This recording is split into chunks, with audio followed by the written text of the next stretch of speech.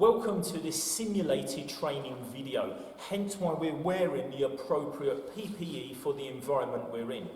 We've already covered our scene assessment, and as you can see, the cause appears to be the patient has fallen from a significant height. So we are worried about potential neck injuries on this patient. As always, our kit is laid out to the right-hand side of the patient above the head. We've already safely removed the helmet, which is featured in a different video. We're now going to measure our adjustable collar. And again, there's another video just on collars. So what I'm going to do is measure from the top of the shoulder of the patient to level with the chin, how many fingers that is. I'm going to mark that on my collar and then adjust my collar appropriately from the line down to the bottom of the plastic, lock the collar into place, and then flip the chin piece over to form it, remembering I want the chin to land on the bottom.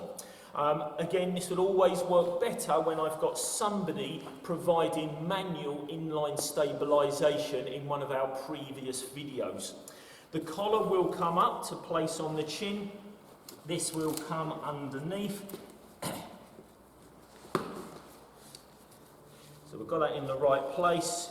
Bringing this around and holding that collar with the Velcro. Finishing off by asking the patient to poke out their tongue so that we know it's adequate for their airway. Because this is high mechanism, we're going to apply high flow oxygen, and the nice thing about these collars is they've got this little piece here which is for holding the oxygen mask in place. So there's one of these on both sides, so we can just use that to hold the oxygen mask in place rather than have to go around the back of the patient. So obviously oxygen therapy, again, is a different qualification which you must adhere to. So now we're going to look at disability, and we're going to put a pelvic binder onto this patient. So within this pouch in our bag, we've got our pelvic binder. We're going to come down to this area, and not forgetting from that previous video, we're looking for the greater trochanter area. But on this scenario, we're not going to be removing clothing, but I am going to remove what I can to come out of the way.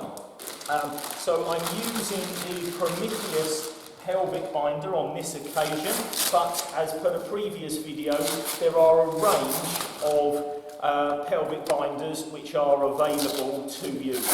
So we're going to prep and get the Velcro out of the way. We're then going to use the belt under the natural hollows of the knees, being very careful about moving the patient. So we're going to bring that through, get that centralised, and this would be easier with a partner where we're going to work it up. And as we said in the previous video, the closer to skin, the better. But if we do have to move the patient 10 to 15 degrees, then we can do that. We've found the greater decanter. It looks like the patient may have lost bladder control as well. We're going to get that point directly over the greater trochanter there. And this would be cut in a real scenario. The same the other side. And then we're going to pull to get that tension, offset, and lay that down. Now, to finish this off, we're also going to hold the feet together, and for that, I'm just going to get myself a triangular bandage. So we're coming to my next pouch up. I've got a triangular bandage here.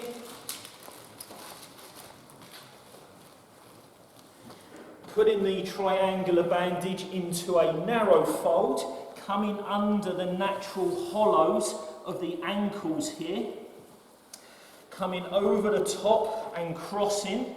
I'm then producing a figure of 8, and because this worker is still wearing boots, I'm going to tie on the corner of the boot.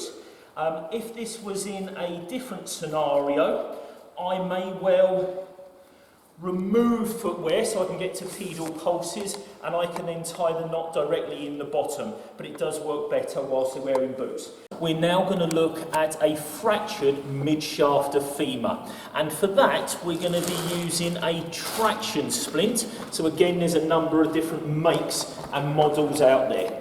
On our simulated mannequin here, we're looking at a mid-shaft of femur on his right leg. So we've already applied a pelvic binder as well as our collar and oxygen on the patient.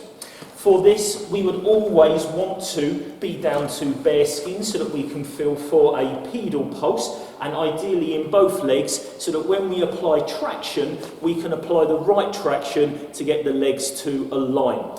If we are applying a traction splint for mid-shaft of femur, we want to make sure there's no fractures or breaks in the lower limbs, so distally to the fracture point, because we could cause more problems.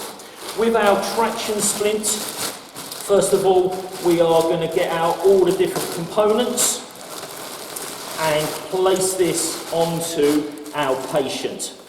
We've got our different straps. We've got our hitch, our pole and our thigh strap. So this one would normally be on bare skin. We're going to open this up and we're going to make this green strap as long as possible, because just for this simulated environment I'm using a boot, so we would just be coming underneath the ankle and securing that around the ankle area.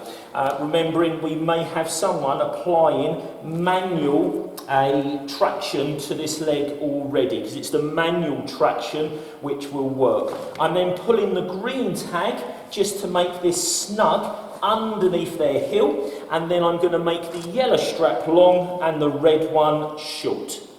I'm now going to put the thigh strap onto the patient, and again we've already put a pelvic binder on just in case. We're going to open up the thigh strap using the natural hollows of the knee, thread the strap around, and we don't need to do this one tight, but what we want is this bar up as high as we can, so that's going to be a bit too long, so we're going to take out some of the strap there, and as you can see it's round about above the greater trochanter on that pelvic area, and it's not going to ride any further up. I would normally work on the same side, but for the video I'm going to stay working on this side so you can see what I'm doing. We put the pole together, the dart end goes below the foot.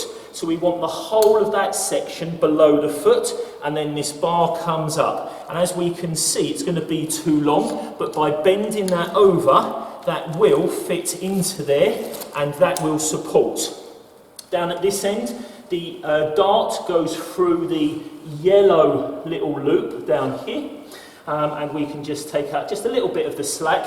And the last bit we're going to do is place this around the knee area. So getting our Velcro underneath, remembering our patient might be in a lot of pain, but this traction will be helping.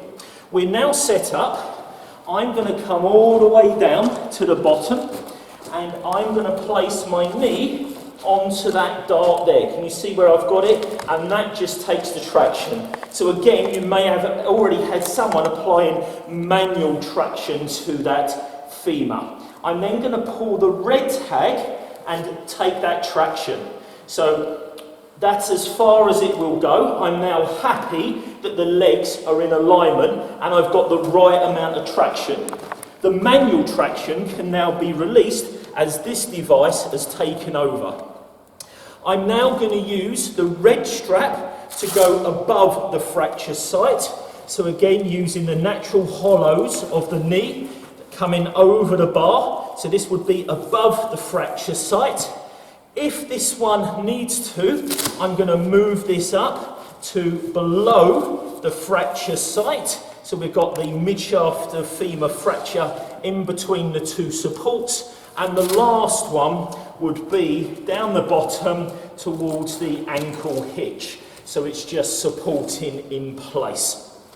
Now that we've done everything, again we would recheck pedal pulses in both feet before we scoop the patient, maybe place them into a Vacrum mattress for evacuation and urgent critical time patient going into the ED department.